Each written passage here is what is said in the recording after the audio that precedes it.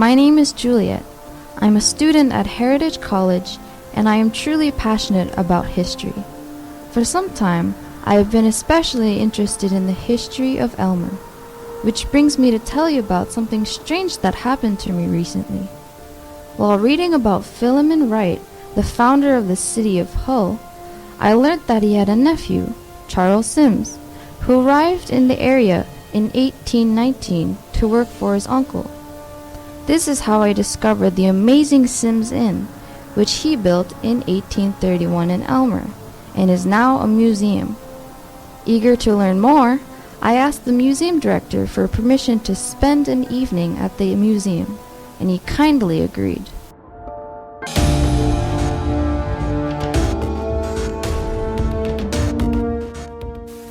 At 7 that evening, the museum director greets me and lends me some books and documents about Charles Symmes.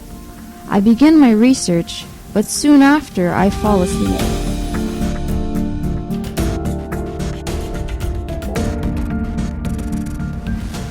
Suddenly, I hear a distant voice shouting my name and echoing throughout the room. I wake up startled and notice it's now 10:30. Where did that voice come from? Surely I was only dreaming. I go upstairs to the director's office, but there's no one there. The door is locked. While looking for the exit, a small door catches my eye, but I don't give it much a thought because I want to get out as fast as possible. I hurry to the entrance door of the museum. It's stuck.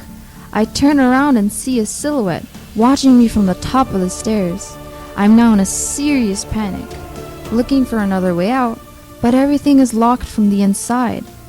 I hear footsteps coming from upstairs. Thinking it's the director, I run up for help. I then hear cries coming from the little door I had noticed earlier. I summoned my courage and decided to enter. I discover an attic filled with old objects. At the back is a figure concealed under a white sheet.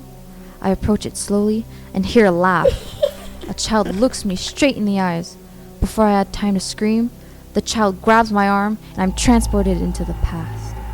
I witnessed a buried memory of the Symmes family on a winter's night, the thought of which still makes me shiver.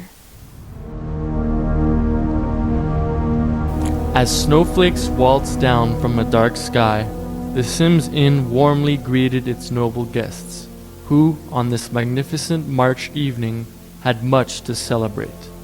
Among the guests were prosperous businessmen and good friends of Charles Symmes, the host of this unforgettable night. They had come together to celebrate a new alliance between Robert Conroy, John Egan, Harvey Parker, and Charles Symmes, for the construction of a flour mill and sawmill that would spark Aylmer's economy. Highly reputed across the province of Canada, the inn did not disappoint, offering its voracious guests an exquisite culinary experience and the finest liquor.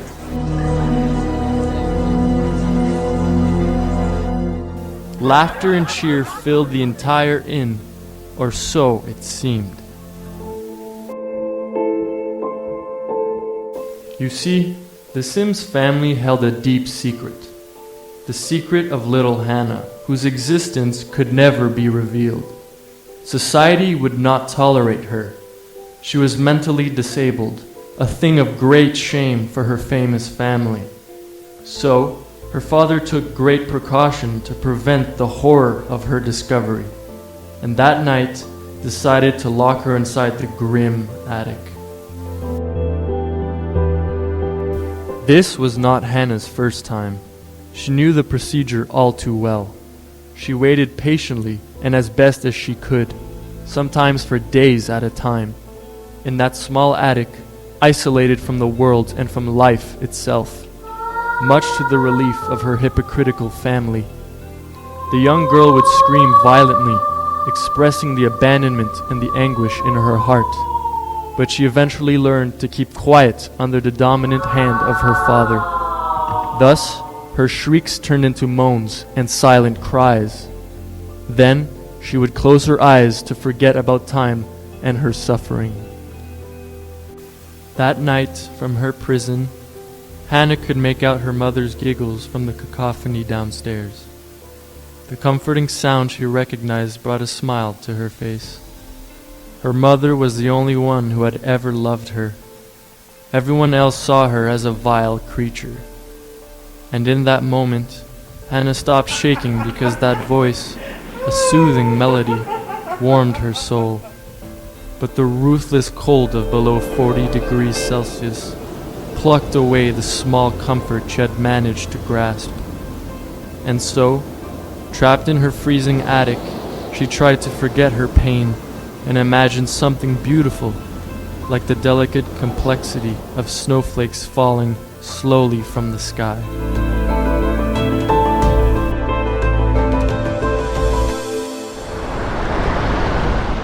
All the while praying that the party downstairs would soon end, the forsaken child sank into unconsciousness.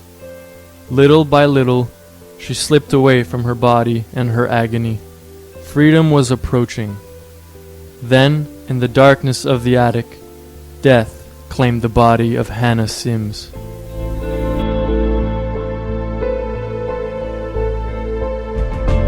Coming back to myself, I see the girl is gone.